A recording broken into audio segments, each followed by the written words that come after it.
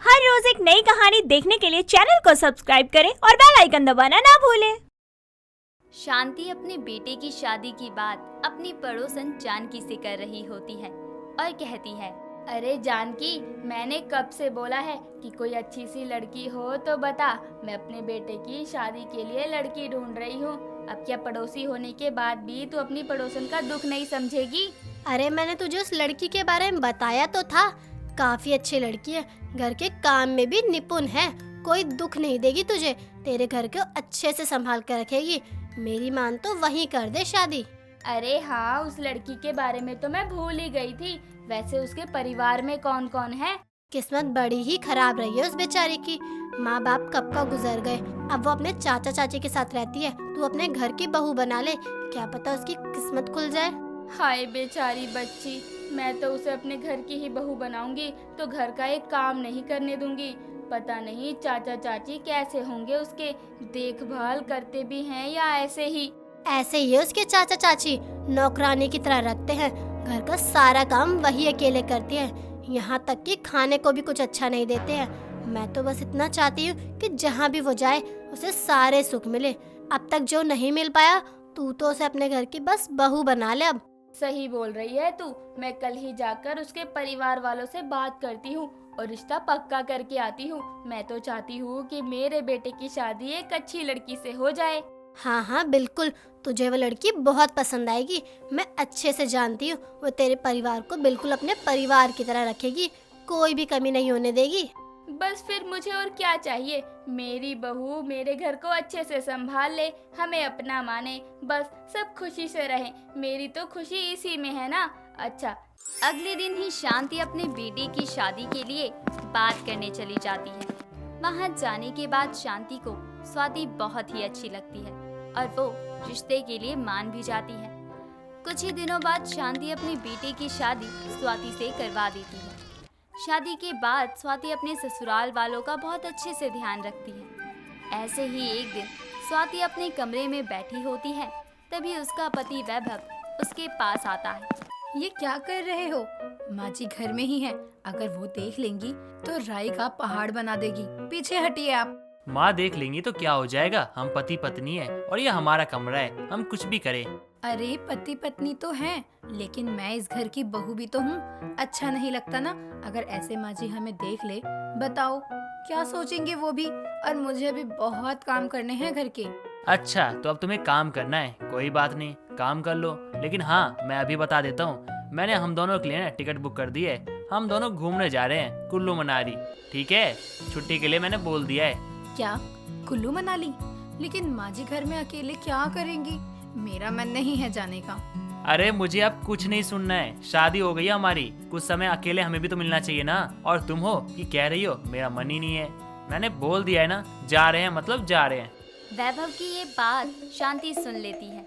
ये सब सुनकर शांति खुद से बात करते हुए कहती है, जब से मेरी बहू आई है तब से मेरा बेटा मेरा ही नहीं रहा। हर बात में वो अपनी बीवी से बात करने लगता है।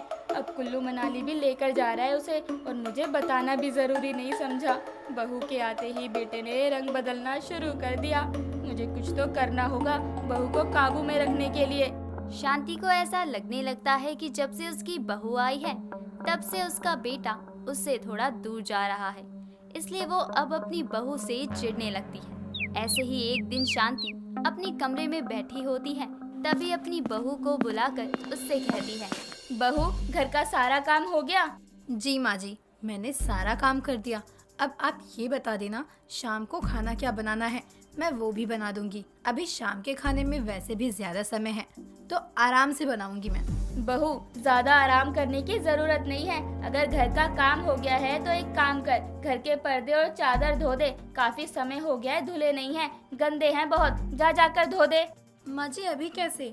मैं कल सुबह कर दूंगी ना, अभी तो शाम होने को है और धूप भी तो चली गई होगी। बहू बहाने मत बना, जो काम बोला है वो जाकर कर। जब देखो काम से बचने के बहाने बनाती रहती है। माँ जी आप इतने गुस्से में मुझसे बात कर रही हो, मुझसे कोई गलती हो गई है क्या? बहू गलती तो मुझसे हुई है, जो मैंने तुझे अपनी बहू बना लिया। इतनी देर हो गई है, एक काम बोल रही हूँ लेकिन अब तक किया नहीं जा रहा है, वो भी तुझसे यहाँ खड़ी होकर तू मुझसे बहस कर रही है।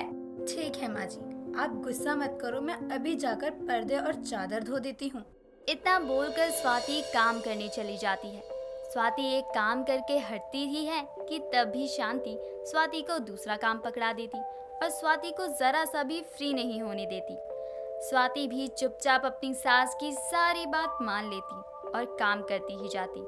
ये सब वैभव देख रहा था और तभी वैभव स्वाति को कमरे में लेकर आता है और उससे कहता है, स्वाति, माँ को तुम कुछ कहती क्यों नहीं हो? माँ तुमसे नौकरानी की तरह बर्ताव करती है और घर का सारा काम तुमसे ही करवाती है और इतना सुनाती भी है, और तुम चुपचाप उनकी बातें सुनती रहती हो। कोई बात नहीं वैभव जी, मैं किसी बाहर वालों का काम थोड़ी ना कर रही हूँ, मैं तो अपने ही घर का काम कर रही हूँ ना। और माँ जी की ये कोई उम्र थोड़ी ना है कि अब वो खुद ही सारा काम करे, मैं हूँ तो करने के लिए। मैं जानता हूँ कि तुम हो, लेकिन इसका मतलब ये थोड़ी है कि माँ अपने घर की बहू को अपनी नौकरानी बना दे। आप ना कुछ ज्यादा ही सोच रहे हो, अपना काम करने से कोई छोटा या बड़ा नहीं हो जाता। स्वाति वैभव को इतना बोलकर शांत करवा देती है। वैभव को भी ये सब बिल्कुल भी पसंद नहीं आता, लेकिन वो बस स्वाति की वजह से चुप रह जाता है। अब शांति आए दिन अपनी बहू को नौकरानी बहू की तरह रखती, सारे घर का काम करवाती, एक पल का आराम नहीं देती। धीरे धीरे कई दिन निकल गए, लेकिन शांति के स्वभाव में कोई भी परिवर्तन नहीं आता। कुछ दिनों बाद शांति अपने कमरे में आराम कर रही होती है, तभी वो अपनी बहू का काम बढ़ाने के लिए उससे चाय मंगवाती है। और थोड़ी देर में जब स्वाति चाय लेकर आती है तो शांति चाय पीते पीते जानबूझकर चाय को गिरा देती है और उससे कहती है, अरे बहू जरा पोछा लगा दे, चाय गिर गई है, और हाँ एक कप चाय और बना दे। जी माँ जी, मैं आपके लिए चाय ले आती हूँ। वो पहले की चाय भी अभी बची हुई है, उसको गर्म करके ला दूँ क्या? तो मुझे पुरानी चाय पिलाएगी? अरे अभी जा वापस से चाय बना, वैसे भी कुछ खास नहीं थी ये चाय। माँ जी, अगर आपको चाय पसंद नहीं थी तो आप बता देती ना मुझको कि चाय अच्छी नहीं लगी। मैंने जो बोला है तू बस वही कर, मुझे कुछ नहीं सुनना। एक काम क्या बोल दो, तेरे तो बहाने बन जाते हैं। शांति की ये बात वैभव सुन लेता है और वो कमरे में आता है। वैभव अपनी माँ और स्वाति से कहता है, माँ, स्वाति इतने दिनों से कुछ कह नहीं रही है, तो सच में आपने स्वाति को नौकरानी बना दिया? आप इसे अपनी बहू बनाकर लाई थी और नौकरानी बना दिया? अच्छा, और ये जो तुझे मुझसे अलग कर रही है, जब देखो तू अपनी बीवी से ही चिपका रहता है, कुल्लू मनाली जा रहा है, लेकिन अपनी माँ को बताना भी जरूरी नहीं समझा। माँ, आपने उस दिन हमारी बातें सुनी थी? सुनना तो नहीं चाहती थी, लेकिन सुन ली थी गलती से। माँ, स्वाति मेरी पत्नी है और आप माँ हो। स्वाति कुछ भी करे, लेकिन मेरे लिए आपका सम्मान कम नहीं होगा माँ। और मेरी पत्नी को कोई परेशानी होगी तो भी मुझे अच्छा नहीं लगेगा। माँ जी, वैभव जी की जिंदगी में हमेशा से ही पहले आप हो, मैं तो बस आप दोनों की खुशी को बरकरार रखना चाहती हूँ। स्वाति वैभव की बात सुनकर शांति को अपनी गलती समझ आती है और वो माफी भी मांगती है। उसके बाद शांति कभी भी अपनी बहू को नौकरानी की तरह नहीं रखती। दोस्तों, अगर आपको ये कहानी पसंद आई तो इसे लाइक करें, शेयर करें और कमेंट करके बताएं कि कहानी में आपको सबसे अच्छा क्या लगा।